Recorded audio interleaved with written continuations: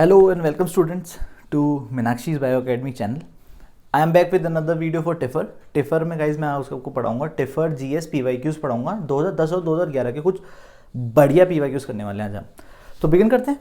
आज हम पहले लेते हैं 2010 का क्वेश्चन नंबर 4 और आपको स्क्रीन पे क्वेश्चन नंबर 4 आ गया होगा. क्वेश्चन नंबर 4 कहता है गाइज, जैसे कि आप स्क्रीन पे देख सकते हो, if the frequency of having light colored hair in the human population is 0.4 and that of having dimple is 0.5, then what is the probability that any given individual will have either light colored hair or dimple or both? Assume that these traits are independent of one another and 4 options are given. तो guys आपको जैसे पता है, आपको क्या given उन्हें, आपको frequency of light coloured hair given है 0.4, ठीक है. आपको फ्रीक्वेंसी ऑफ डिम्पल गिवन है 0.5. तो गाइस इसमें हम दो केसेस लेते हैं और उसके थ्रू मैं आपको समझाऊंगा. गाइस इसमें है ना, आप इस क्वेश्चन में एक चीज हमेशा ध्यान रखिए, आपको लाइट कलर्ड हेयर दिया हुआ है और एक आपको डिम्पल दिया हुआ है. तो एक चीज गौर से ध्यान रखिएगा, जो लाइट कलर्ड हेयर वाले हो सकते हैं उनके पास डिम्पल भी तो हो सकता है, और जो डिम्पल वाले हैं उनके पास लाइट कलर्ड हेयर हो सकते हैं, नहीं हो सकते. तो इस चीज का आपको गौर रखना है. जब भी आप प्रोबेबिलिटी निकालो तो कोई चीज दो बार काउंट होगी, उसको आपको हटाना पड़ेगा, जैसे कि मैं अभी आपको सिखा रहा हूं. देखिए पहला केस ले लीजिए, प्रोबेबिलिटी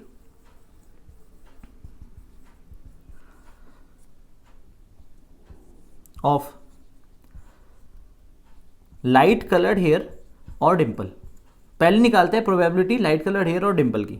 गाइस देखिए यहां पे लाइट कलर्ड हेयर की फ्रीक्वेंसी 0.4 दिए हुए है और डिंपल की फ्रीक्वेंसी 0.5 दी हुई है. तो जब भी और वाला सिचुएशन आ रहा है लाइट कलर्ड हेयर और डिंपल, तो हम क्या कर लेंगे, इन दोनों इंडिविजुअल फ्रीक्वेंसीज को ऐड कर लेंगे. तो गाइस हमेशा एक ध्यान रखिए, जो ये 0.9 आया है, अब ये आपको देखने की बात है, ये जो 0.9 आया है ना, ये ऐसा नहीं है कि लाइट कलर्ड हेयर ही है डिंपल ही है.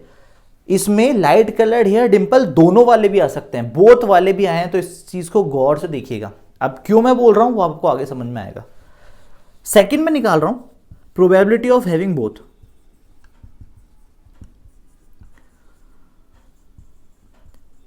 बेटा बोथ में क्या करना होगा आपको, जो दोनों फ्रीक्वेंसीज है ना, you have to take the product of both the frequencies. ये सब प्रोबेबिलिटी के रूल्स हैं. अब गाइज एक चीज ध्यान रखना, डिंपल, ये जो लाइट कलर्ड हेयर और डिंपल वाले का जो 0.9 प्रोबेबिलिटी आई है, इस प्रोबेबिलिटी में बोथ वाले भी इंक्लूडेड है और आपने सेपरेटली बोथ वालों की निकाल ली है. तो आपको इस चीज का ध्यान देना है कि डिंपल और लाइट कलर्ड हेयर जो आपको गिवन है, इसमें से आपको ये वाली प्रोबेबिलिटी सब्ट्रैक्ट करनी पड़ेगी, क्योंकि इसमें 2 बार ये प्रोबेबिलिटी पूछी गई है, ये प्रोबेबिलिटी इंक्लूड करी गई है. दैट इज द रीजन मैं 0.9 में से 0.2 सब्ट्रैक्ट करेंगे और मेरी गिवन प्रोबेबिलिटी जो मुझे क्वेश्चन में पूछी गई है वो मुझे मिल जाएगी. तो मेरी फाइनल प्रोबेबिलिटी क्या हो जाएगी गाइस, जो मुझे बोला है क्वेश्चन, अगर आप ढंग से पढ़ते हो उसमें लिखा है ईदर लाइट कलर्ड हेयर और डिंपल और बोथ. तो जब ऐसा सीन बनता है तो आपको ये जो लाइट कलर्ड हेयर और डिंपल वाला है ना, उसमें से बोथ वाला सब्ट्रैक्ट करना पड़ेगा, क्योंकि इंक्लूडेड है पहले से ही. तो 0.7 इज योर फाइनल आंसर, जो कि आपका ए ऑप्शन है. तो होपफुली आपको समझ में आ गया होगा. इस क्वेश्चन को इसलिए मैं धमाकेदार बोल रहा हूं क्योंकि बच्चे यहां तक करके छोड़ देते थे और ऑप्शन टिक कर जाते थे. ठीक है, ठीक है. 0.7 आंसर, 0.7 आपका ए ऑप्शन. क्लियर, ठीक है. कोई भी दिक्कत हो कमेंट सेक्शन में पूछ लीजिएगा. चल, क्वेश्चन बोलता है how many numbers between 100 and 300 begin और एंड विथ 2. 100 और 300 के 100 और 300 के बीच में कितने नंबर्स होंगे जो 2 से बिगिन होंगे या 2 पे एंड होंगे. और 4 ऑप्शंस आपको गिवन है, 40, 110, 120 और 25. ठीक है. इस पहला, तो इसको करने का तरीका मैं बता रहा हूं, ध्यान से देखिएगा. हम परम्यूटेशन कॉम्बिनेशन का यूज, बेसिकली मैं परम्यूटेशन का यूज लूंगा. तो अब देखिए, आप देख सकते हो, पहले हम बात करते हैं between 100 and 200. Guys between 100 and 200 में कोई भी नंबर 2 से बिगिन तो होता नहीं है, 2 से एंड होते हैं, आपको इतना तो पता ही है. तो between 100 and 200 the number ends with 2. Yes, तो एंड विथ 2 के लिए मैं 3 कॉलम बना लेता हूं. ये 100 प्लेस वैल्यू है, ये टेंस प्लेस वैल्यू है, ये 0 प्लेस वैल्यू है या वंस प्लेस वैल्यू है, ठीक है। तो आप मुझे बताइए, जब एंड विथ 2 कब आए तो मतलब सिर्फ 2 ही पीछे आना चाहिए, वंस प्लेस पे सिर्फ 2 आना चाहिए, मतलब वंस प्लेस को आप एक तरीके से भर सकते हो, नहीं भर सकते। आ जाओ 100 प्लेस पे, 100 प्लेस को सिर्फ और सिर्फ 100 प्लेस पे सिर्फ और सिर्फ, अगर आपको पता हो 100 से 200 के बीच में 100 प्लेस पे सिर्फ 1 ही आएगा, आएगा ही नहीं आएगा। तो 100 प्लेस को कितने तरीके से भर सकते हो गाइस? 100 प्लेस को भी एक ही तरीके से भर सकते हो। आ जाओ टेंस प्लेस को, टेंस प्लेस को 0 से लेके 9 तक की कोई भी डिजिट आ सकती है, नहीं आ सकती इसमें? 0 1 2 3 4 5 6 7 8 9, कितनी डिजिट हो गई? 10। तो 10 तरीके से हम टेंस प्लेस को भर सकते हैं, ठीक है। तो फंडामेंटल प्रिंसिपल ऑफ मल्टीप्लिकेशन लगा के हम क्या बोलेंगे, कितने वेज हो गए जिससे 100 और 200 के बीच में जो एंड विथ 2 वाले आते हैं, कितने वेज हो गए? 1 multiply by 10 multiply by 1 comes out to be 10। तो इस चीज का आपको ध्यान देना है, कितने नंबर हो गए जो 2 से एंड होंगे, वो होंगे इतने। आप 100 और 200 के बीच में कोई नंबर ऐसा थोड़ी ना होगा जो बिगिन होगा आपका किससे? 2 से, ठीक है। सेकंड, दूसरा ले रहे हैं गाइस बिटवीन 199 एंड 300। क्योंकि मैं क्यों ले रहा हूं? क्योंकि 200 एक ऐसा नंबर है जो बिगिन होता है 2 से, ठीक है। अब इसमें एक मिनट गौर से देखिएगा, इसमें मैं 2 चीज ले रहा हूं, पहले बिगिन विथ 2 लेता हूं, फिर एंड विथ 2 लेता हूं, या मैं दोनों को एक साथ ही ले लेता हूं, आपके साथ काम आ जाएगा, ठीक है।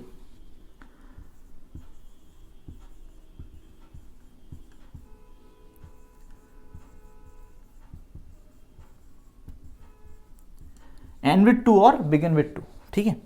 मैं दोनों को एक साथ ही इसमें ले लूंगा गाइज। ये 100 प्लेस है, टेंस प्लेस है, वंस प्लेस है। अब देखो गाइज, इसमें है ना एक ऐसा नंबर आता है, देखिए 202 है ना, 212 213, ऐसे नंबर्स भी आएंगे जो आपको बिगिन और एंड दोनों होंगे, तो आप उस चीज का ध्यान देना है, ठीक है गाइज। क्योंकि 199 से 300 के बीच में है, तो 100 प्लेस पे सिर्फ और सिर्फ 2 आएगा, ये तो आप समझ सकते हो। तो एक ही तरीके से 100 प्लेस को भर सकते हो। चलो आ जाओ टेंस प्लेस की बारी। वही टेंस प्लेस में 0 से लेके 9 तक के कितने भी आप डिजिट डाल सकते हो, तो मतलब कितनी डिजिट डाल सकते हो? 10 तरीके से आप टेंस प्लेस को भर सकते हो। आ जाओ वंस प्लेस पे, वंस प्लेस पे भी वही चीज है, 0 से लेके 9 तक की कितनी डिजिट आ सकती है, जिसमें 2 भी होगा, 3 भी होगा, 4 भी होगा, 5 होगा, 6 होगा, 7 होगा, 8 होगा, 9 होगा और 0 1 भी होंगे। तो 0 से लेके 9 तक की डिजिट वंस प्लेस पे भी आ सकती है, हो जाएगा। तो फंडामेंटल प्रिंसिपल ऑफ मल्टीप्लिकेशन से आप क्या बोलोगे, कितने तरीके हो गए, टोटल कितने नंबर्स हो गए? 1 multiply by 10 multiply by 10 comes out to be 100, ठीक है बेटा। ध्यान रखना 100 से 200 के बीच में सिर्फ एंड विथ 2 वाला इसलिए ले रहा हूं क्योंकि बिगिन हो ही नहीं सकते, क्योंकि 100 प्लेस पे सिर्फ 1 आ रहा है।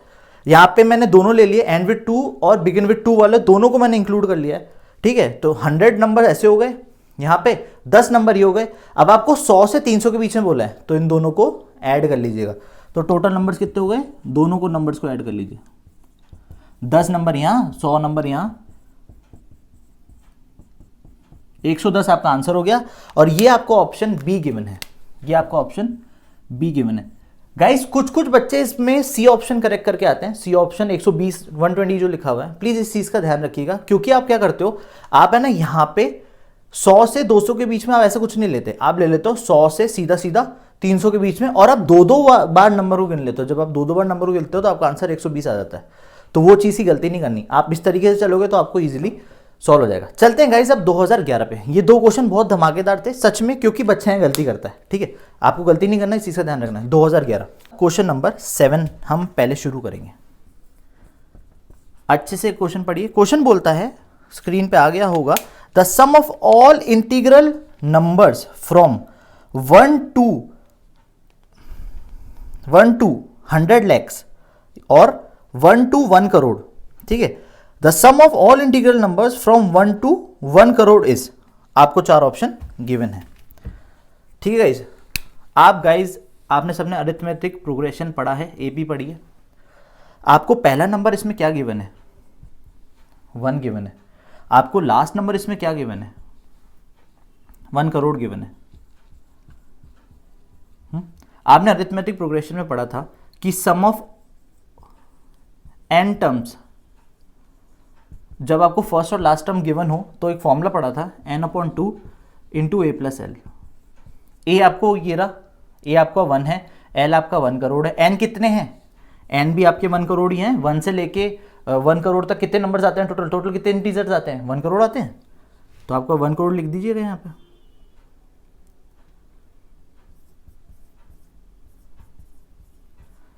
सम ऑफ एटम्स क्या हो जाएंगे, 1 crore upon 2 into 1 plus 1 crore.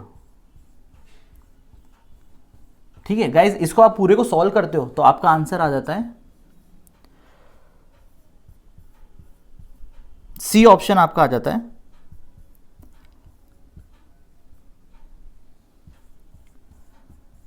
ये आपका आंसर आएगा। ठीक है, तो आप जब पूरे को सॉल्व करोगे, ठीक है, ये मैंने पहले सॉल्व कर रखा है, तो पूरे को जब आप सॉल्व करोगे आपका ये ऑप्शन आएगा, ये ऑप्शन आपका सी है, सी आपका करेक्ट हो जाएगा। तो ये कुछ नहीं था, सिर्फ एपी का क्वेश्चन था, सिंपल क्वेश्चन था, तो इजीली हो जाता है। अब इसके बाद वाला जो क्वेश्चन है ना, वहां बच्चे कंफ्यूज होते हैं, तो उस क्वेश्चन को गौर से देखिएगा। ठीक है गाइस, होपफुली आपको समझ में आएगा। The option is C for the,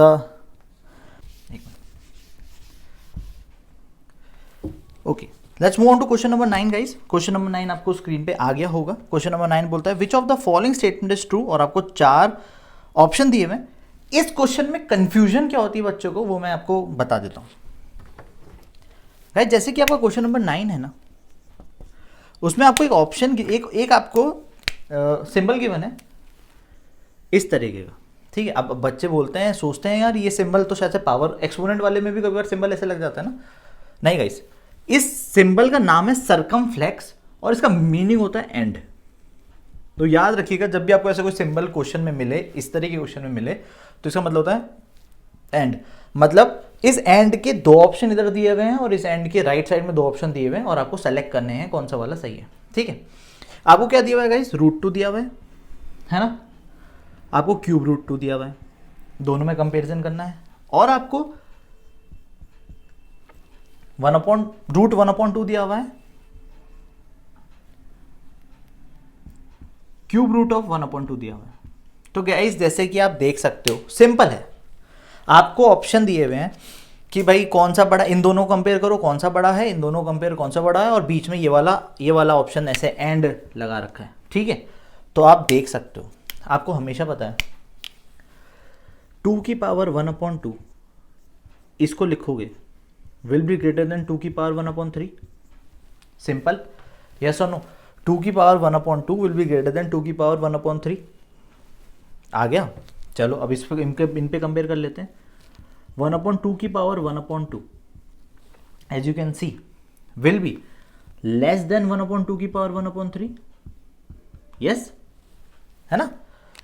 जब इंटीजर्स होते हैं तो 1/2 की जो पावर आती है वो ग्रेटर आती है 1/3 से। ठीक है, अब जैसे ही आपने इसको फ्रैक्शन में कन्वर्ट कर दिया तो ये उल्टा हो गया, तो इस चीज़ का ध्यान देना है। ठीक है, तो आपका ऑप्शन कौन सा करेक्ट हो गया, अब यहाँ पे देख सकते हो आराम से 1/2 की पावर 1/2 या square root of 1/2 and cube root of 1/2 में क्यूब रूट बड़ा होगा देन स्क्वायर रूट। ठीक है, ये तो आप कंपेयर करके देख सकते हो, और बीच में एंड लगा हुआ है, बीच में ये एंड का ऑप्शन लगा हुआ है, तो इसमें से आपका सी जो ऑप्शन है वो करेक्ट हो गया। सी ऑप्शन जो है वो करेक्ट हो गया। सी ऑप्शन में है क्या, C option basically, C option बोल रहा है आपका कि √2 is greater than cube root of 2, और बीच में लगा हुआ है एंड में लगा है √1/2 is less than cube root of 1/2। तो कंफ्यूज बच्चे इसके चक्कर में होते हैं, इसलिए क्वेश्चन छोड़ देते हैं या गलत ऑप्शन मार्क कर जाते हैं। तो आपको ऐसा नहीं करना। सी आपको मैंने बता दिया सिंबल का नाम क्या होता है, एंड। तो सी ऑप्शन में फिर से चेक कर लेता हूँ, सारी वैल्यू सही लिखी है, हाँ बिल्कुल सही लिखी है, अपन ने सी ऑप्शन अपना करेक्ट हो गया है। मैं देन एंड देयर ही सॉल्व कर रहा हूँ सामने सामने। अगले क्वेश्चन चलते हैं इसके, ये क्वेश्चन भी ठीक है, ज़्यादा हार्ड नहीं है। क्वेश्चन नंबर 13, क्वेश्चन नंबर 13 आपको स्क्रीन पर आ गया होगा।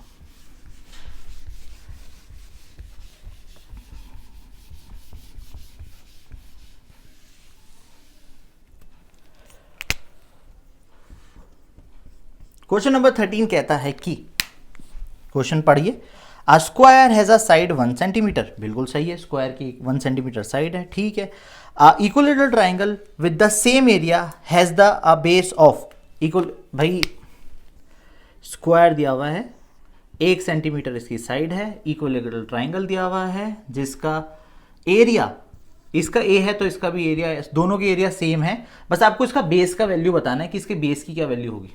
लेट द बेस बी ए। ठीक है, जैसे दोनों का एरिया सेम है तो स्क्वायर का area of square will be equals to area of, चार ऑप्शन आपको दिए हुए हैं, area of square will be equals to area of the equilateral triangle, है ना। स्क्वायर का एरिया क्या होगा, 1 centimetre means 1 square. Equilateral triangle का एरिया होता है √3/4 into side square that is A square, क्योंकि ए साइड है सपोज इसकी, है ना। इसको आप करोगे तो 4/√3 comes out to be A square, है ना। और अब ए निकालोगे तो वैल्यू क्या हो जाएगी ए की, √4/√3, जो कि आपका option number D centimetre, basically centimetre, option number D आपका करेक्ट हो गया। डी ऑप्शन पे टिक लगा लीजिएगा। तो सिंपल था ये क्वेश्चन, होपफुली आपको समझ में आएगा। इसमें कुछ नहीं गिवन है, दोनों का एरिया गिवन था, बस बेस निकालना था, बेस मैंने निकाल लिया, 4√4/√3। ठीक है गाइस, तो ऐसी के साथ मैं आज का सेशन एंड करता हूँ। अगर आपको वीडियो पसंद आ रहा है तो लाइक करिएगा, कमेंट करिएगा, अपने दोस्तों के साथ शेयर करिएगा, और वीडियोस चाहिए तो प्लीज़ कमेंट करिएगा, नहीं तो फिर मैं कुछ और आपके लिए अब आने वाले चीज़ों में मैं आपको बहुत धमाकेदार चीज़ें लेके आने वाला हूँ। जो बंदे IIT JEM की तैयारी कर रहे हैं उनके लिए IIT JEM के लिए बहुत सारे कंसेप्ट, अच्छे कंसेप्ट, उसके क्वेश्चंस मैं लेके आने वाला हूँ। तो आप स्टे ट्यून, ओके। हमारे मीनाक्षीज बायो अकेडमी चैनल को जरूर सब्सक्राइब करिएगा, और कोई भी आपका सजेशन हो कमेंट बॉक्स आपका ही है, प्लीज़ सजेस्ट करिए।